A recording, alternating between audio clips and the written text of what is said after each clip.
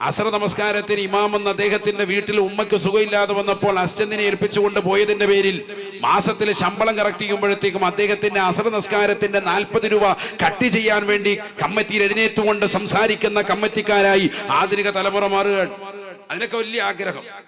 ഉസ്താദിൻ്റെതാകുന്ന ശമ്പളം ഒരു 10 രൂപ കൂട്ടുന്ന വിഷയത്തിൽ സംസാരിക്കുമ്പോൾ അത് വേണ്ട എന്ന് പറഞ്ഞുകൊണ്ട് ആർജവത്തോടുകൂടി സംസാരിക്കുന്ന കമ്മിറ്റിക്കാരുള്ള കാലഘട്ടം. കഴിഞ്ഞ ദിവസങ്ങൾ കണ്ടില്ലേ, മംഗലാപുരത്തുള്ളതാകുന്ന ഒരു സാധുവായ ഒരു മുസ്ലിയാർ, അദ്ദേഹം കടം കയറി ബുദ്ധിമുട്ടിലായി, ലോൺ എടുത്തതിന്റെ പേരിൽ പ്രയാസപ്പെട്ട അവസാനം ആത്മഹത്യ ചെയ്തു കളഞ്ഞ്. എന്തിന്റെ പേരിൽ? സാമ്പത്തികമായിട്ടുള്ള ഞെരുക്കം.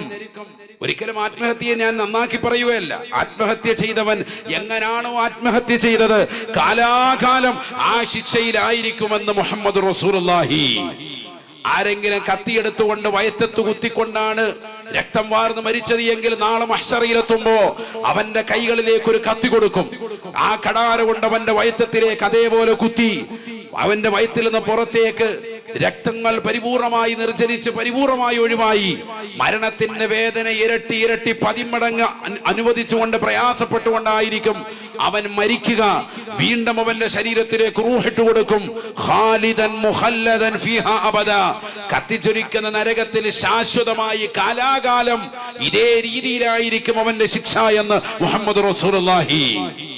ആരെങ്കിലും വമൻ ഖതല ബിഹദീദത്തിൻ ഔ ബിസുമ്മിൻ, വിഷം കഴിച്ചിട്ടാണ് ആരെങ്കിലും സ്വന്തം ശരീരത്തെ നശിപ്പിച്ചത് എങ്കിൽ യതഹസ്സാഹു, നാളെ മഹ്ശറിലെത്തുമ്പോ അവന്റെ വായിലേക്ക് ഇത്തരത്തിലുള്ളതാകുന്ന വിഷം തിണ്ടുന്നതാകുന്ന മാരകമാകുന്ന ഉൽപ്പന്നങ്ങൾ ഒഴിച്ചു കൊടുക്കും.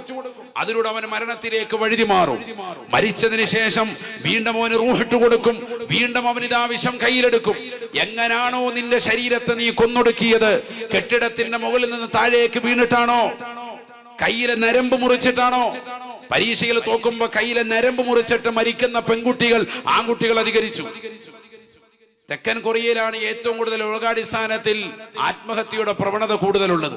രണ്ടാമതുള്ള രാജ്യം ഇന്ത്യയാണ്. അള്ളാഹു നമ്മളെ കാക്കുമാറാവട്ടെ. വളരെ കുറവായിരുന്നു കേരളത്തിൽ, ഇപ്പോൾ കൂടി വരികയാണ്. മുസ്ലിം സമുദായത്തിൽ പോലും കൂടി വരുന്നു. ദീനി മതബോധമുള്ള ആളുകളിൽ പോലും ഇത്തരത്തിലുള്ള കാര്യങ്ങൾ വരുന്നത് ആശ്ചര്യപ്പെടുത്തുന്നതാണ്. ഉസ്താദുമാര് പോലും ഇത്തരത്തിൽ തുനിയുന്നത് വലിയ ആശങ്കപ്പെടുന്നു. ഞാൻ പറയുന്നത്, ഈ രീതിയിൽ ക്രൂശിക്കുകയും പ്രയാസപ്പെടുത്തുകയും ചെയ്ത് സാമ്പത്തികമാക്കപ്പെട്ട നിലയിൽ തകരാറിലാക്കിയ ആളുകൾ, കമ്മിറ്റിക്കാർ, അവരവരുടേതാകുന്ന മഹല്ലത്തിന്റെ വിഷയങ്ങൾ ജാഗ്രത പുലർത്തിയിരുന്നെങ്കിൽ എത്രയോ മഹല്ലുകൾ കൃത്യമായി നല്ല സംവിധാനത്തിലാകുമായിരുന്നു. ആലോചിച്ച് നോക്ക്, 40% മഹല്ലത്ത് ഇപ്പോഴും ഉമീദ് പോർട്ടൽ, കേന്ദ്ര ഗവൺമെന്റിന്റെ ഉമീദ് പോർട്ടൽ എന്ന് പറയുന്ന പോർട്ടൽ രജിസ്റ്റർ ചെയ്തിട്ടില്ല. വഖഫ് സ്വത്തുക്കൾ കൃത്യമായി രജിസ്റ്റർ ചെയ്യണമെന്ന് പറഞ്ഞിട്ടും മാസങ്ങളായി വർഷങ്ങളായി സമസ്തകളുടെ ജമിയത്തുൽ ഉലമയുടെ പ്രിയപ്പെട്ട ഉലമാക്കൾ അതുമായി ബന്ധപ്പെട്ടുകൊണ്ട് നിർദ്ദേശങ്ങൾ മഹല്ലുകൾ നൽകിയിട്ടുണ്ട്. എല്ലാ മഹല്ലും കൊടുത്തിട്ടുണ്ട്. ഇതൊന്നും ശ്രദ്ധിക്കാതെ ഇപ്പോഴും കളിച്ച് രസിച്ച് അതൊന്നും വിഷയമില്ല, വരട്ടെ, എല്ലാം ഞങ്ങൾ നോരിടാം എന്ന് പറഞ്ഞുകൊണ്ട് നിലകൊണ്ട് തമാശയാക്കിക്കൊണ്ടിരിക്കുന്ന ആളുകൾ, അത് നാളെ കൈകടിക്കേണ്ടി വരും. ഈ സ്വത്തുക്കൾ മുഴുവൻ നഷ്ടപ്പെട്ടു പോകും. എത്രയോ സ്വത്തുക്കളുണ്ട് നമ്മുടെ പള്ളികളുമായി ബന്ധപ്പെട്ടുകൊണ്ട്, എത്രയോ സ്വത്തുക്കളുണ്ട്, കോടിക്കണക്കിന് സ്വത്തുക്കൾ മഖബറകളുമായി ബന്ധപ്പെട്ടുകൊണ്ട്. ഇന്ത്യ രാജ്യത്ത് വിവിധങ്ങളാകുന്ന മക്കാമുകൾ, പള്ളികൾ, ദർഗകൾ, ഇതൊക്കെ നഷ്ടപ്പെട്ടു പോകും. അള്ളാഹു കാത്തു സംരക്ഷിക്കുമാറാവട്ടെ. ഞാൻ പറഞ്ഞു വരുന്നത്, ഇതൊക്കെ ഐക്യപ്പെട്ടുകൊണ്ട് പരിപൂർണമായി ഒന്നിച്ചു നിന്ന് മുസ്ലിമീങ്ങളുടെ പ്രശ്നത്തിൽ എല്ലാവരും സംഘടനാ വ്യത്യാസം മറന്നുകൊണ്ട് ഇത്തരത്തിലുള്ള വിഷയങ്ങൾ ഒരുമിച്ച് നിന്നെങ്കിൽ മാത്രമേ ഈ ഉമ്മത്ത് വിജയിക്കുകയുള്ളൂ. അള്ളാഹു തൗഫീഖ് നൽകട്ടെ. അതിന് ആദ്യം ചെയ്യേണ്ടത് പരസ്പരമുള്ള വഴക്കുകൾ നമ്മൾ നിർത്തണം. അങ്ങോട്ടും ഇങ്ങോട്ടുമുള്ള തെറിവിളികൾ നിർത്തണം, ചീത്തവിളികൾ നിർത്തണം. വാട്സാപ്പിലൂടെ, ഫേസ്ബുക്കിലൂടെ, ഇൻസ്റ്റഗ്രാമിലൂടെ ആളുകളെ അധിക്ഷേപിക്കുന്ന രീതിക്കുള്ള വർത്തമാന എഴുത്തുകൾ സോഷ്യൽ മീഡിയയിൽ പുതിയ തലമുറ മനസ്സിലാക്കേണ്ട വസ്തുതയാണ്. നിന്റെ ഈമാൻ നഷ്ടപ്പെട്ടു പോകുന്നതിന്റെ ഏറ്റവും വലിയതാകുന്ന അടയാളമാണ് ദീനിന്റെ ശിആറുകൾക്ക് എതിരിൽ നീ നിലകൊള്ളൽ. ദീനിന്റെ ശിആറുകൾ പെട്ടതാണല്ലോ പരിശുദ്ധരാകുന്ന ആലിമീങ്ങൾ. കാരണം അൽ ഉലമാ വറസത്തുൽ അംബിയാ, അംബിയാക്കുള്ള അനന്തരാവകാശികളാണ് ഉലമാക്കൾ. ആ പണ്ഡിതന്മാർക്കെതിരിൽ നീ കുഞ്ഞനം കുത്തിയാൽ പോയി നിനക്ക്.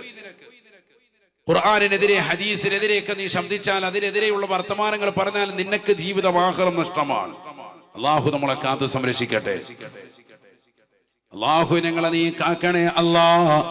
ആദരവായ റസൂലുള്ളാഹി സ്വല്ലല്ലാഹു അലൈഹി വസല്ലമ തങ്ങൾ പറയുകയാണ്, അവസാന കാലഘട്ടം വരുമ്പോ ഇൽമ ജനങ്ങൾ ഉയർത്തപ്പെട്ടു പോവും.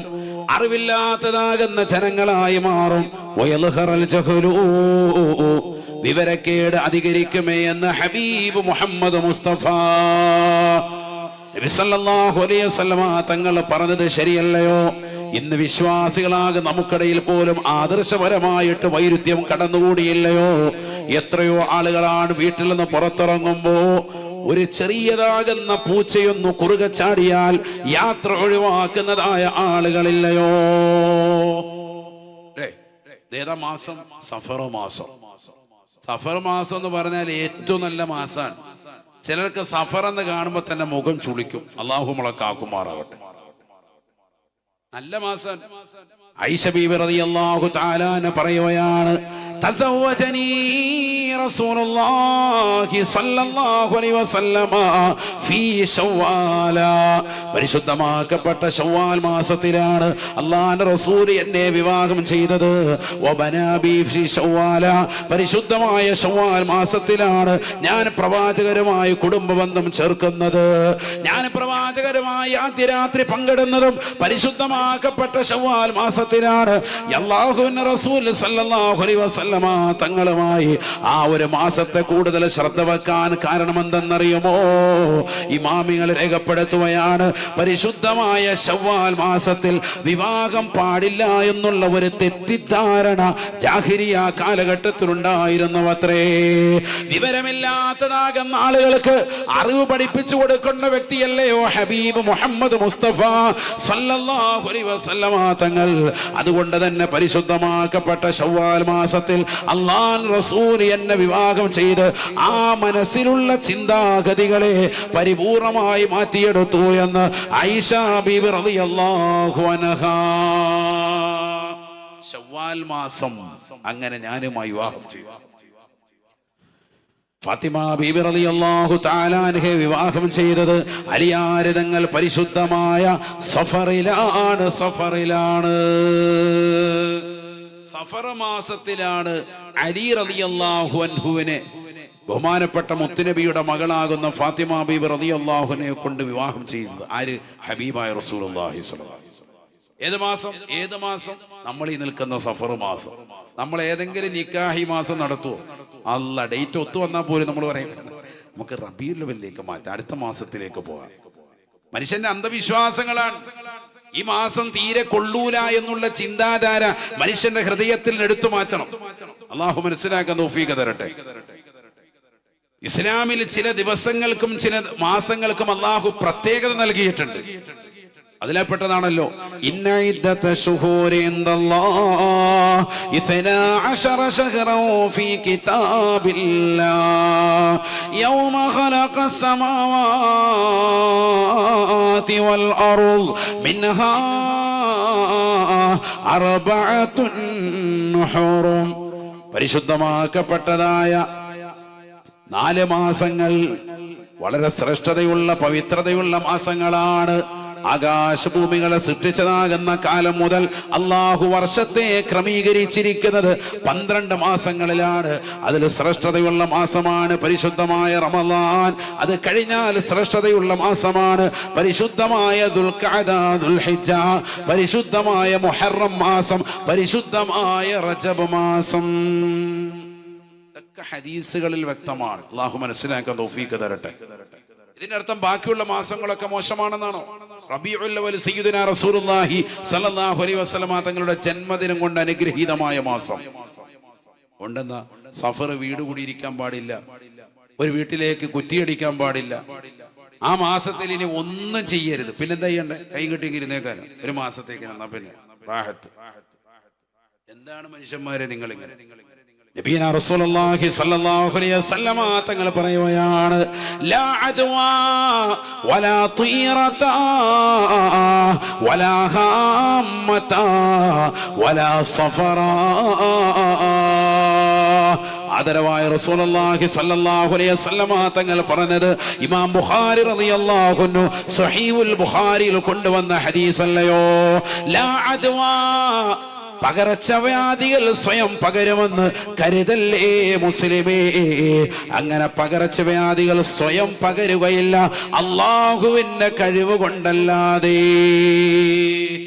അതാണ് ഞാൻ ആദ്യം ഊന്നി വെച്ചത്. നമുക്കെന്ത് വേണം? ഇസ്ലാമിന്റെ കാര്യങ്ങളിൽ, ഈമാൻ കാര്യങ്ങളിൽ പരിപൂർണ വിശ്വാസം വേണം. ഒരടുമണി തൂക്കം അങ്ങോട്ടും ഇങ്ങോട്ടും പോകരുത്. ഈമാൻ കാര്യം എന്ന് പറഞ്ഞാൽ ഏതൊക്കെയാ? ഒന്നാമത്തേതാ? അള്ളാഹുവിൽ വിശ്വസിക്കുക. 2 മലായിക്കത്ത്. 3 പറയുങ്ങളെന്താനൊക്കെ ഇല്ലാത്ത മുത്തലിങ്ങൾ. കിതാബുകൾ വിശ്വസിക്കുക. 4 പ്രവാചകന്മാർ വിശ്വസിക്കുക. 5 ഇല്ലെന്ന്. ഖിയാമത്ത് നാൾ വിശ്വസിക്കുക. അന്ത്യദിനത്തിൽ വിശ്വസിക്കുക. 6 നന്മയും തിന്മയും അള്ളാഹുവിൽ നിന്നാണെന്ന് വിശ്വസിക്കുക. കണ്ട അല്ലാതെ സഫർ മാസം ഉള്ളൂല എന്ന് പറഞ്ഞ് മാറിയിരിക്കലല്ല. നന്മയും തിന്മയും വൽഖദരി ഖൈരിഹി വശർരിഹി മിനല്ലാഹി തആല. ഖൈറും ശർറും ആരിൽ നിന്നാ വരിക? അള്ളാഹുവിൽ നിന്നാണെന്ന് വിശ്വസിക്കുക. അതാണ് 6ാമത്തത്. ഇത് ഇന്നത്തെ ഖൗമിന് പലർക്കും നഷ്ടപ്പെട്ടു. അള്ളാഹു നമ്മളെ കാക്കുമാറാവട്ടെ. എന്തിനും ഏതിനും 24 മണിക്കൂറും നോക്കുക. ജ്യോത്സ്യന്മാരെ കൊണ്ട് നോക്കിക്കുക, കണിയന്മാരെ കൊണ്ട് നോക്കുക, അങ്ങോട്ട് പോകണോ നോക്കുക, ഇങ്ങോട്ട് നോക്കുക. എല്ലാത്തിനും ഒരു കാര്യം നടത്താൻ വേണ്ടി 24 മണിക്കൂർ ഇങ്ങനെ നോക്കി നടക്കുക. വലിയ അപകടം ചെയ്തു. അള്ളാഹു നമ്മളെ കാക്കുമാറാവട്ടെ.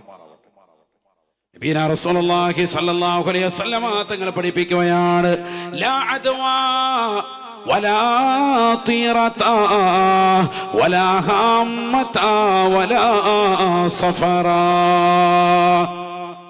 ലാ അദ്വാ, പകർച്ചവ്യാധികൾ സ്വയം പകരുകയില്ല. അള്ളാഹുവിന്റെ തഖ്ദീറില്ലാതെ മുസ്ലിമേ നിനക്കൊരു പ്രയാസവും വന്നു ചേരുകയില്ല.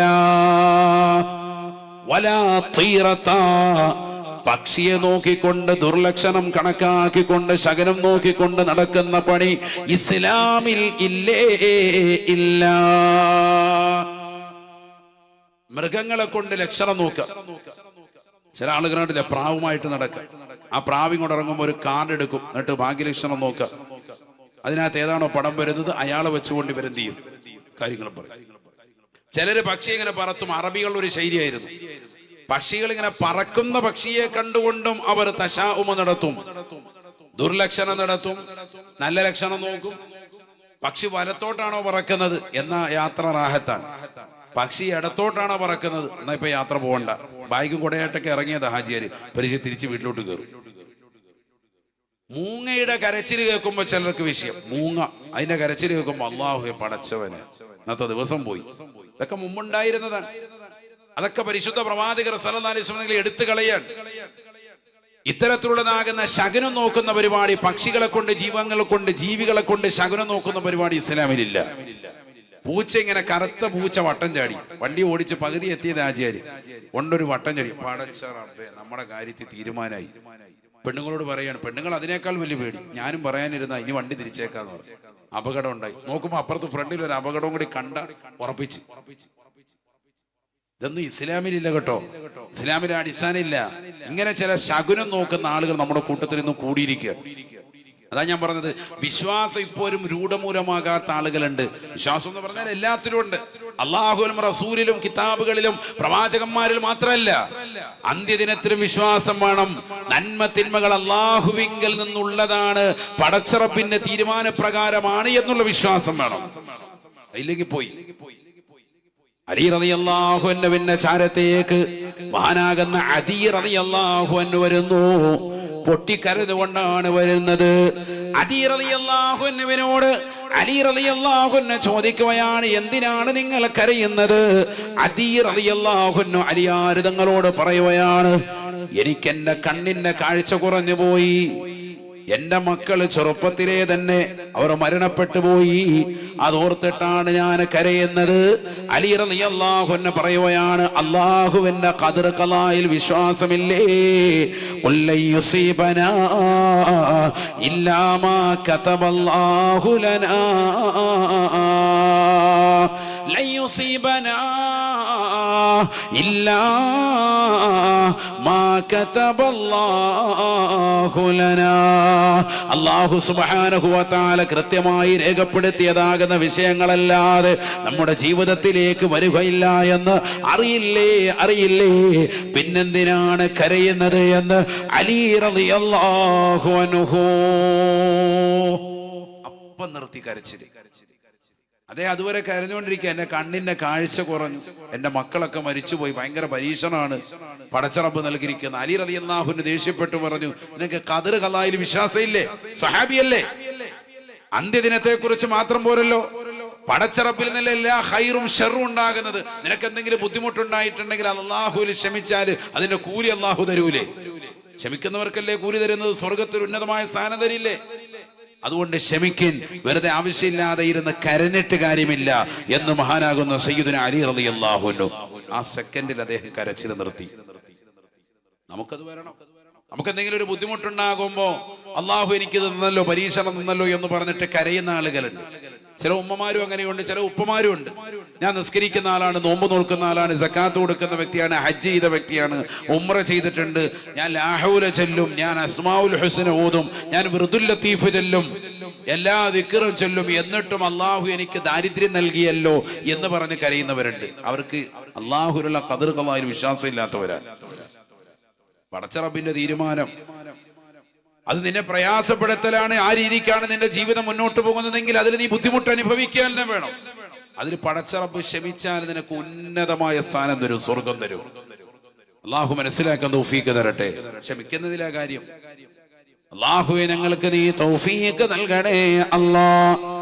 അതാ ഇബ്നു അബീ റബാഹ് റളിയല്ലാഹു അൻഹു പറയുകയാണ്, ഖാല ലി ഇബ്നു അബ്ബാസ് റളിയല്ലാഹു അൻഹുമാ, അബ്ദുല്ലാഹി ഇബ്നു അബ്ബാസ് റളിയല്ലാഹു അൻഹു എന്നെ കണ്ടപ്പോൾ ഒരിക്കൽ എന്നോട് പറഞ്ഞു, അലാ ഊരിയന്നക മിൻ അഹ്ലിൽ ജന്ന, സ്വർഗാവകാശിയാകുന്ന ഒരു പെണ്ണിനെ നിനക്ക് ഞാൻ കാണിച്ചു തരട്ടെയോ, ദർശിപ്പിച്ചു തരട്ടെയോ? അലാ ഊരിയന്നക മിൻ അഹ്ലിൽ ജന്ന, സ്വർഗാവകാശിയാകുന്ന ഒരു പെണ്ണിനെ നിനക്ക് ഞാൻ കാണിച്ചു തരട്ടെ. അപ്പൊ ഞാൻ പറഞ്ഞു, ഞാൻ അത് കൊള്ളാമല്ലോ, സ്വർഗത്തിൽ കടക്കുന്ന ഒരു പെണ്ണിനെ ദുനിയാവിൽ വെച്ച് തന്നെ കാണാൻ കിട്ടുകയാണെങ്കിൽ അതാരാ? അവ പറഞ്ഞു, ഹാദിഹിൽ മർഅത്തു സൗദാഉ, ഈ കറുത്ത പെണ്ണാണ്. ഒരു കറുത്ത പെണ്ണ് അതിലേക്കൊണ്ട് പോകുന്നുണ്ട്. ആ പെണ്ണിനെ കാണിച്ചിട്ട് പറഞ്ഞു, ഈ കറുകറുത്ത പെണ്ണാണ്. എന്താ ഈ പെണ്ണ് സ്വർഗത്തിൽ കിടക്കുന്നത്? അത്തത്തിൻ നബിയ സല്ലല്ലാഹു അലൈഹി വസല്ലം അവരൊരിക്കൽ നബി തങ്ങളുടെ അടുക്കൽ കടന്നു വന്നിട്ട് പറഞ്ഞു, നബിയേ ഇന്നി അതസറഉ വതകശഫു യാ റസൂലല്ലാഹ്, എനിക്ക് അപസ്മാരമുണ്ടാകും റസൂലേ. അപസ്മാരത്തിന് രോഗമുണ്ടാകുമ്പോ ജനങ്ങൾക്കിടയിൽ വെച്ചുകൊണ്ട് അങ്ങനെ രോഗമുണ്ടായി നിലത്ത് കിടന്ന് ഞാനിങ്ങനെ തിരിഞ്ഞും മറിയുന്ന സമയത്ത് എന്റെ വസ്ത്രം വെളിവാകും, എന്റെ ഔറത്ത് വെളിവാകുന്നുണ്ട്. വല്ലാത്ത വിഷമമുള്ള രോഗമാണ് നബിയേ.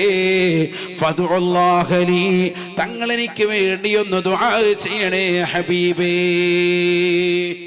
എനിക്ക് അപസ്മാര രോഗമുണ്ട്, തങ്ങൾ എനിക്കൊന്ന് ദുആ തരണം. നബി സല്ലല്ലാഹു അലൈഹി വസല്ലമ തങ്ങൾ അപ്പോൾ ആ പെണ്ണിനോടായി പറയുകയാണ്, ഇസ്ബിരി, പെണ്ണെ നീ ഒന്ന് ക്ഷമിച്ചാൽ നിനക്ക് അല്ലാഹു ഉന്നതമായ സ്വർഗം നൽകി ആദരിക്കുമേ എന്ന് ഹബീബ് മുഹമ്മദ് മുസ്തഫ. നീ ക്ഷമിച്ചാൽ അപസ്മാര രോഗമുള്ളവരൊക്കെ കേട്ടോ. ഈ ഹദീസ് ശരിക്കും മനസ്സിലായിക്കോ. ഈ ഹദീസ് വിശദീകരിച്ചുകൊണ്ട് ഇമാമിങ്ങൾ പറയുന്നുണ്ട്, ആ രോഗത്തിന്റെ മേൽ ക്ഷമിക്കാൻ നിന്നാൽ സ്വർഗം ഉറപ്പാണ്. അല്ലാഹു തൗഫീഖ് തരട്ടെ. അപസ്മാര രോഗം. അപ്പൊ ആ പെണ്ണ് പറഞ്ഞു, ഞാൻ ക്ഷമിക്കാനൊക്കെ റെഡിയാണ്, എനിക്കതിനൊന്നും വിഷയമില്ല. പക്ഷെ ഞാനിങ്ങനെ നിലത്ത് കിടന്ന് ഉരിയുന്ന സമയത്ത് അങ്ങോട്ടും ഇങ്ങോട്ടും തിരിയുമ്പോ എന്റെ തുണി വെളിവാകും, ഔറത്ത് വെളിവാകുമ്പോ അന്യരായ ആളുകൾ അത് കാണും. ഞാനൊരു പെണ്ണല്ലേ, നോക്കൂ നിങ്ങൾ, ബോധമില്ലാത്ത സമയമാണ് അപസ്മാര രോഗം വരുന്ന സമയം. ആ സമയത്തുള്ളതാകുന്ന വിഷയം അവർക്ക് പ്രയാസമില്ല, തക്ലീഫില്ല അവർക്ക്. ആ സമയത്ത് ഔറത്ത് മറക്കില്ല, അവരുടെ മേൽ സ്വയം പറ്റൂലല്ലോ. ആ ഒരു അബോധാവസ്ഥയിൽ എന്റെ ഔറത്ത് വെളിവാകുന്നത് എനിക്ക് വല്ലാത്ത വിഷമം. അതുകൊണ്ട് ഞാൻ അങ്ങനെ അപസ്മാരം വന്ന് നിലത്ത് വീഴുന്ന സമയത്ത് ചിലപ്പോൾ ജനമധ്യത്തിൽ ടൗണിലൊക്കെ കച്ചവടത്തിലേക്ക് നിൽക്കുമ്പോഴായിരിക്കും, എന്തെങ്കിലും സാധനം വാങ്ങാൻ കമ്പോളത്തിൽ പോകുമ്പോഴാണ് നിലത്തോട്ട് വീഴുക. അങ്ങനെ വീണത് ഇങ്ങനെ മറിയുന്ന സമയത്ത് അങ്ങോട്ടും ഇങ്ങോട്ടും കടന്ന് വായിലെന്ന് ഒരേയും പതയായിട്ടൊക്കെ ഇങ്ങനെ മറിയുന്ന സമയത്ത് എന്റെ വസ്ത്രം വെളിവാകും, ഔറത്ത് വെളിവാകാറുണ്ട്. അതുകൊണ്ട് ആ ഔറത്ത് വെളിവാകുന്ന പരിപാടി അതിന് ഇല്ലാതിരിക്കാൻ തങ്ങളൊന്ന് ദ്വാരക്കണം. നബി സല്ലല്ലാഹു അലൈഹി വസല്ലം രണ്ട് കൈകൾ ഉയർത്തിയിട്ട് ദ്വാരന്നു, അല്ലാഹു ഈ പെണ്ണിന് അപസ്മാര രോഗം വരുമ്പോഴുള്ള ആ പ്രയാസം, വസ്ത്രം നീങ്ങുന്ന ബുദ്ധിമുട്ടുകളെ തൊട്ട് നീ കാക്കണേ അല്ലാഹ്. എന്തിനു വേണ്ടി ദ്വാരുന്നില്ല? രോഗം മാറാൻ ദ്വാരുന്നില്ല. കാരണം ആ പെണ്ണതിന് വേണ്ടി ക്ഷമിക്കാൻ തയ്യാറാ. ക്ഷമിച്ചാൽ എന്ത് കിട്ടുമെന്ന് നബി തങ്ങൾ പറഞ്ഞു. എന്ത് കിട്ടുമെന്ന് പറഞ്ഞു? സ്വർഗം കിട്ടുമെന്നും പറഞ്ഞു. അള്ളാഹു മനസ്സിലാക്കാൻ തൗഫീഖ് തരട്ടെ. അപ്പൊ ചില ബുദ്ധിമുട്ടുകളും പ്രയാസങ്ങളും ഉണ്ടാകുമ്പോൾ ക്ഷമിക്കാൻ നമ്മൾ തയ്യാറാകണം. അവിടെ കിടന്ന് ഒച്ചപ്പാടും വെള്ളം ഉണ്ടാക്കലല്ല. അതിനുവേണ്ടി നമ്മൾ എല്ലാ ദിവസവും രാവും പകലും ഇങ്ങനെ നോക്കിയിരിക്കുക. ഇതാണോ നല്ലതാണോ, അതാണോ ഇതാണോ, ഇതന്നെ ഇങ്ങനെ നോക്കുക. അത് ഒരു മോശപ്പെട്ട പരിപാടിയാണ്, മുസ്ലിമിന് ചേർന്നതല്ല. നബി സല്ലല്ലാഹു അലൈഹി വസല്ലമ തങ്ങൾ പറയുകയാണ്, വലാ ഹമ്മതാ, മൂങ്ങ പോലെയുള്ളതാകുന്ന ചെറിയതാകുന്ന പക്ഷികളുടേതാകുന്ന ശബ്ദത്തിന്റെ അനുസരിച്ചുകൊണ്ട് യാത്രയെ ക്രമീകരിക്കുന്ന പരിപാടി ഇസ്ലാമിൽ ഇല്ലേ ഇല്ല. മൂങ്ങ പഴയകാലത്ത് അറബികൾ അത് പകല് കണ്ണു കാണൂല, രാത്രിയിലെ കാഴ്ചയുള്ള മൂങ്ങാക്കി അതിന്റെ ശബ്ദങ്ങൾ കേട്ടിട്ട് അതിനനുസരിച്ച് യാത്രയെ ക്രമീകരിക്കുക. അതുപോലെ പല പക്ഷികളും ചില സ്ഥലത്ത് വേറെ പക്ഷികളെ, ചില പക്ഷികളുടെ ശബ്ദം കേട്ട ചിലത് പറയും ഒരു മരണമുണ്ട് കേട്ടോ, സംഭവം ഇന്നൊരു മരണമുണ്ട്. എവിടെയാണ് മരണം? അപ്പൊ ആ പക്ഷി അങ്ങോട്ട് തെക്കോട്ട് പറഞ്ഞു. അപ്പൊ പറയാം ഇന്ന് തെക്കാണ് മരണം, തെക്കാണ് മരണം. ഇങ്ങനെയുള്ള ഓരോ വിശ്വാസങ്ങൾ ഇന്നും കൊണ്ട് നടക്കുന്ന ആളുകളുണ്ട്. അള്ളാഹു നമ്മളെ കാത്ത് സംരക്ഷിക്കട്ടെ. വലിയ വിഷയമാണത്. ഇത് നബി തങ്ങൾ അന്ന് എതിർത്തതാ. എപ്പോഴേ? 1400 വർഷം മുമ്പ് പറഞ്ഞതാണിത്. സഫറമാസം നഹ്സാണ്, സഫറമാസം മുഴുവനും കൊള്ളില്ല എന്നുള്ള ചിന്താഗതി നിങ്ങൾ വെച്ച് പുലർത്തരുത് എന്ന് ഹബീബ് മുഹമ്മദ് മുസ്തഫ. ഹദീസാണിത്. വലാ സഫറ, സഫറമാസം കൊള്ളില്ല എന്നുള്ള നിങ്ങളുടെ ചിന്താഗതി ഉണ്ടല്ലോ, അതെടുത്ത് കളയണം. ഹബീബ് മുഹമ്മദ് റസൂലുള്ളാഹി. അപ്പൊ വിശ്വാസത്തിൽ ആദർശത്തിൽ ഉള്ളതാകുന്ന കടന്നുകയറ്റം, വൈരുദ്ധ്യം, അത് ശ്രദ്ധിക്കണം. വിവാഹത്തിന് പറ്റി ഏറ്റവും നല്ല മാസങ്ങളിൽപ്പെട്ട ഒരു മാസമാണ് ഏത് സഫർ മാസം. അതുകൊണ്ടാണ് അലി റളിയല്ലാഹു അൻഹു ഫാത്തിമ ബീവിയുടെ വിവാഹം നടന്നത് സഫർ മാസത്തിൽ. അള്ളാഹു മനസ്സിലാക്കാൻ തൗഫീഖ് തരട്ടെ. നമ്മൾ ഈ മാസത്തിൽ ഒരു പരിപാടി ചെയ്യില്ല. ചില അന്ധവിശ്വാസങ്ങൾ അങ്ങനെ പടർത്തുന്നവരുണ്ട്. ഞാൻ ഈ വർഷം ഹജ്ജിന് പോയി. ഹജ്ജ് കഴിഞ്ഞ് തിരിച്ചു വരുമ്പോ ലാസ്റ്റ് ക്ലാസ്സിലെത്തിയപ്പോഴത്തേക്ക് ഒരു ഉമ്മ എഴുന്നേറ്റ് ഒന്ന് സംശയം ചോദിച്ചത് എന്താണെന്നറിയോ? അതെ, ഹജ്ജ് കഴിഞ്ഞ് നാട്ടിലെത്തിയാൽ 40 ദിവസത്തേക്ക് പുറത്തിറങ്ങാൻ പറ്റില്ല എന്ന് പറഞ്ഞു. ശരിയാണോ? ആളുകളുടെ തെറ്റിദ്ധാരണയാണ്. ഞാൻ പറ, അങ്ങനെ ഒരു ധാരണ ഇസ്ലാമിലില്ല. ഹജ്ജ് കഴിഞ്ഞ് വന്നാൽ ഭാര്യ ഭർത്താവുമായി ബന്ധപ്പെടാൻ പാടില്ല, 4 മാസത്തേക്ക് ഒതുങ്ങിയിരിക്കണം. അതാര് പറഞ്ഞു? യാത്ര കഴിഞ്ഞ് വന്നാൽ ശാരീരികമായ ബന്ധപ്പെടൽ വേണം, സുന്നത്താണെന്നാണ് ഇമാമിങ്ങൾ പഠിപ്പിച്ചത്. ഇതൊക്കെ കുറെ അന്ധവിശ്വാസങ്ങളാണ്. വീട്ടിൽ നിന്ന് പുറത്തിറങ്ങാൻ പാടില്ല, 40 ദിവസത്തേക്ക് ഇനി അവർ വീട്ടിൽ തന്നെ അടയിരിക്കണം, എങ്ങോട്ടും പുറത്തിറങ്ങരുത്. ഇതൊക്കെ ആര് പഠിപ്പിച്ച? അതാ ഞാൻ പറഞ്ഞത്. ഇസ്ലാമിൽ ഇല്ലാത്ത കുറെ കാര്യങ്ങൾ, അന്ധവിശ്വാസങ്ങൾ ഈ ഉമ്മത്ത് ഇങ്ങനെ കടത്തി കൊണ്ടുവരുന്നുണ്ട്. അള്ളാഹു നമ്മളെ കാക്കുമാറാവട്ടെ. കാബാലയത്തിന്റെ പരിസരത്ത് വെച്ചുകൊണ്ട് ഒരാൾ പരസ്യമായി പരിശുദ്ധമായി ഇസ്ലാമിനെതിരെ അതിശക്തിയുക്തം വർത്തമാനം പറഞ്ഞു. പഴയ കാലഘട്ടം മുത്തുനബി സല്ലല്ലാഹു അലൈഹി വസല്ലം വരുന്നതിന് മുമ്പ് അവസാനം അയാൾ പറഞ്ഞു, ഈ കാബയ്ക്കൊന്നും ഒരു പുണ്യമില്ല, ഞാൻ കാണിച്ചു തരാന്ന് പറഞ്ഞ് നായില എന്ന് പേരുള്ളതാകുന്ന ആ നാട്ടിലെ അതിസുന്ദരിയാകുന്ന വേശ്യാവൃത്തി നടത്തുന്ന ഒരു പെണ്ണുമായി കാബയ്ക്കുള്ളിലേക്ക് കടന്നു. കാബയ്ക്കുള്ളിലേക്ക് കാലെടുത്ത് വെക്കുമ്പോൾ തന്നെ അല്ലാഹു സുബ്ഹാനഹു വ തആല ശിക്ഷയിറക്കി. രണ്ടുപേരും ശിലകളായി, കല്ലുകളായിട്ട് മാറി. അവരെ മനസ്സിലാക്കട്ടെ, കാബയ്ക്കുള്ളിൽ യാതൊരുവിധ ഗുണവുമില്ല എന്ന് തിരിച്ചറിയട്ടെ എന്ന് കരുതിയിട്ട് മുൻഗാമികളാകുന്ന ആളുകൾ കാബയുടെ പരിസരത്ത് തന്നെ, കാബയുടെ തെക്ക് കിഴക്കേ മൂലയിൽ തന്നെ ഇതിനെ വെച്ചു. ഈ ശിലകൾ മനുഷ്യരൂപത്തിൽ തന്നെ, മനുഷ്യന്റെ അതേ രൂപത്തിലും കോലത്തിലുള്ള ഈ കല്ലുകളെ കാബയുടെ പരിസരത്ത് വെച്ചു. എന്തിനാ വെച്ചതെന്തിനാ? ആളുകൾ തിരിച്ചറിയട്ടെ, കാബയ്ക്കുള്ളിൽ ഒരു ഗുണവുമില്ല, ഈ കാബ എന്ന് പറയുന്നത് വെറുതെയാണ്, പൊള്ളയാണെന്ന് പറഞ്ഞ് വാദിച്ചതാകുന്ന മനുഷ്യൻ കാബയ്ക്കുള്ളിലേക്ക് വേശ്യാപ്പെണ്ണുമായി വേശ്യാവൃത്തിക്ക് വേണ്ടി കടന്നപ്പോഴുണ്ടായ അള്ളാഹുവിന്റെ ശിക്ഷയാണ് രണ്ടുപേരെയും ശിലകളാക്കി മാറ്റിയത്. അവരെയാണ് ഈ പുറത്തു വെച്ചിരിക്കുന്നത്. എല്ലാവരും വന്ന് കാണാൻ തുടങ്ങി. 1 കൊല്ലം കഴിഞ്ഞു, 2 കൊല്ലം കഴിഞ്ഞു, 3ാമത്തെ കൊല്ലമായപ്പോൾ ആളുകൾ വന്ന് തൊട്ടുമുത്താൻ തുടങ്ങി. ഹജറുൽ അസ്വദ്, ആഹത്ത്. ആരെ? ഈ പെണ്ണുങ്ങളെ ഈ ആണിനെ. യഥാർത്ഥത്തിൽ ഇതെന്തിനാ വെച്ചിരിക്കുന്നത്? ഇവരെ പാഠം ഉൾക്കൊള്ളിക്കാൻ വേണ്ടിയിട്ടാണ്. ഇതാണ് ഈ ഉമ്മത്തിന്റെ അവസ്ഥ. അള്ളാഹു നമ്മളെ കാക്കുമാറാവട്ടെ. അവസാനം എന്ത് ചെയ്തു? ഇത് പ്രശ്നമാണെന്ന് മനസ്സിലാക്കിയിട്ട് സഫാ മലയുടെ പരിസരത്ത് വലിയതാകുന്ന, ഇന്നിപ്പോ ഗ്ലാസ് ഇട്ടിട്ട് തിരിച്ചിട്ടുണ്ട് ആ സഫാ മല, അവിടെ കൊണ്ടുവന്ന് മുള്ളുവേലി വെച്ചിട്ട് അതിനപ്പുറത്ത് വെച്ചു.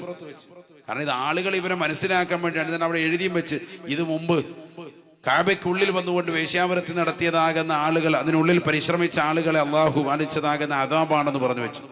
അപ്പോഴും ആളുകൾ അതിന്റെ പരിസരത്ത് വന്നിട്ട് സുജൂദ് ചെയ്യാൻ തുടങ്ങി. അള്ളാഹു നമ്മളെ കാക്കട്ടെ. അവസാനം അത് പൊട്ടിച്ചിട്ട് ധൂളികളാക്കിയിട്ട് വലിച്ചെറിഞ്ഞു എന്നാണ്.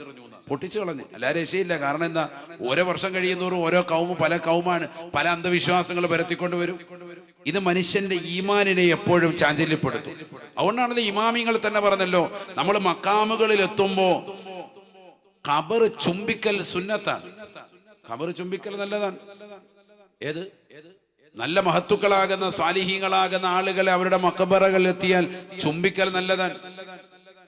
പക്ഷെ ആ ചുംബനം എന്തായി മാറരുത്, നെറ്റിത്തടം വെച്ചുകൊണ്ട് സുജൂദായി മാറരുത്. വളരെ ശ്രദ്ധിക്കണം. ഞാൻ സാധാരണക്കാർ നല്ലതുപോലെ ശ്രദ്ധിക്കാൻ വേണ്ടി പറയാണ്. കാരണം ഒരു ആലിമായ ഒരു വ്യക്തി വന്നുകൊണ്ട് ചുംബിക്കുന്നത് കാണുന്നു, നമ്മൾ ചിലപ്പോൾ പുറകിൽ നിന്ന് നോക്കുമ്പോൾ നമ്മുടെ നോട്ടം എങ്ങനെയാ മനസ്സിലാകുക, ആ ഉസ്താദ് അവിടെ പോയിട്ട് നല്ല റാഹത്തായിട്ട് സുജൂദ് ചെയ്തു.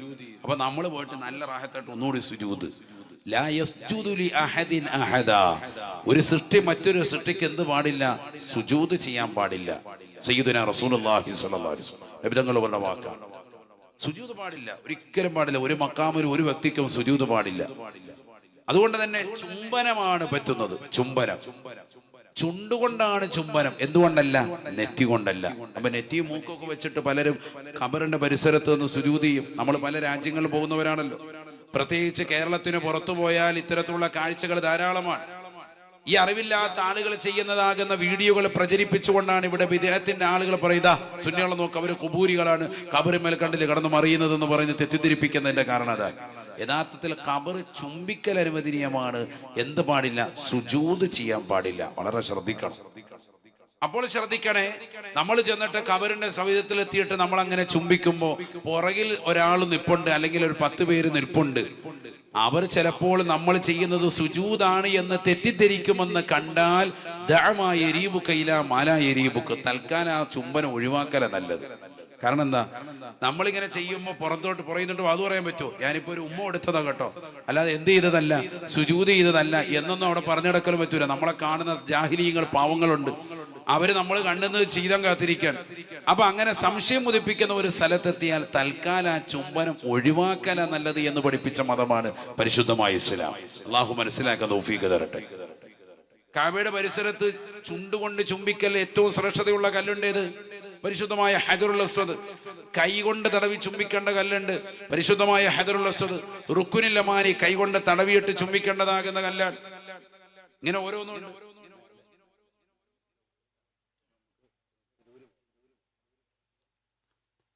അല്ലാഹു തൗഫീഖ് നസീബാക്കുമാറാവട്ടെ. അതുകൊണ്ട് പ്രിയമുള്ളവരെ, നല്ലതുപോലെ ശ്രദ്ധിച്ചോ. ഞാൻ ദീർഘിപ്പിക്കുന്നില്ല, ചുരുക്കുന്നു. നമ്മുടെ ഈമാനിനെ കാർന്നു തിന്നതാകുന്ന പ്രവർത്തനങ്ങൾ വളരെയേറെ ശ്രദ്ധിക്കണം. അതിൽ ആദർശത്തിൽ വൈരുദ്ധ്യത വരാൻ പാടില്ല. കൃത്യമായി പഠിക്കണം. അതവിടെ നേരത്തെ മുസൽ വൈസി ഉസ്താദ് പറഞ്ഞതാണ്. ഏതാണ് സുന്നത്ത് ജമാഅത്ത്, എന്താണ് സുന്നത്ത് ജമാഅത്തിന് വിരുദ്ധമുള്ളത് എന്നുള്ളത് നമ്മൾ നല്ലതുപോലെ പഠിച്ചേ പറ്റൂ. ആരെങ്കിലും ചെയ്യുന്നത് കണ്ടിട്ട്, എന്തെങ്കിലും കാണിക്കുന്നത് കണ്ടിട്ട് ഒരിക്കലും ദീനിൽ അത് തെളിവാവൂല. തെളിവുകൾ കറക്റ്റായി നമ്മൾ പഠിക്കണം. അള്ളാഹു മനസ്സിലാക്കാൻ തൗഫീഖ് തരട്ടെ.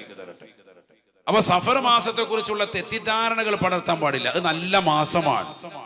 പിന്നെന്താണ് ഈ മാസത്തിന് ചില ആളുകൾ അപശകുനമായി പറയുന്നത്, തീയില്ലാതെ പുക വരില്ലല്ലോ എന്നുള്ളൊരു ചിന്താഗതി ഉണ്ടാവും.